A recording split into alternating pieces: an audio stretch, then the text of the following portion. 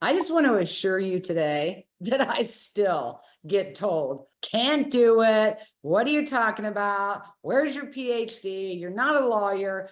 And it kind of blows my mind that mentality is kind of out there, but it's always going to be out there. You know, I talk a lot about nothing changes until you do, until you do.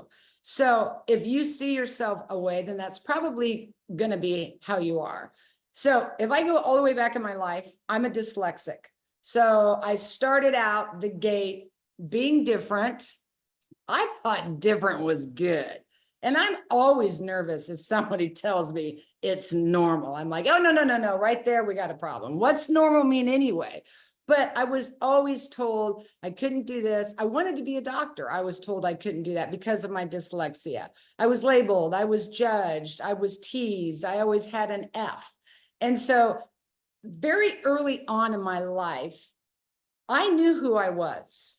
I knew, but I didn't know how to break through to others that I knew, especially if I wasn't learning their way.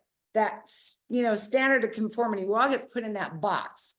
I don't like it in there. So my general nature was, okay, well, you shut the door, I'm going to open a window. You're going to close a window, I'm going to kick down a wall. You're going to kick down a wall, I'm going to step back, I'm going to observe and reapproach. How do I get through?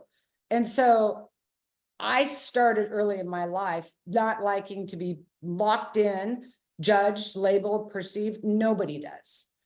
And I had a mom that taught me a word that we share all the time, and that's, I was always told to have stick-to-itiveness, which I'm like, what is that? I was born and raised in Kansas. I thought it was a slang word like cattywampus or slaunchwise. And my mom, who was a journalist and a sociology major, interesting combination, by the way. I said, this is a made up word. So she went and got the Webster's dictionary. She said, really sit down. I want to read you this definition. As a dyslexic, I'm very visual, so see it on paper just kind of blew it up in my face. But its definition is a propensity to follow through in a determined manner. Dogged persistence born of obligation or stubbornness. Wow, because stubborn's my middle name. I'm dogged. I am persistent. And I just took that word as the little engine that could.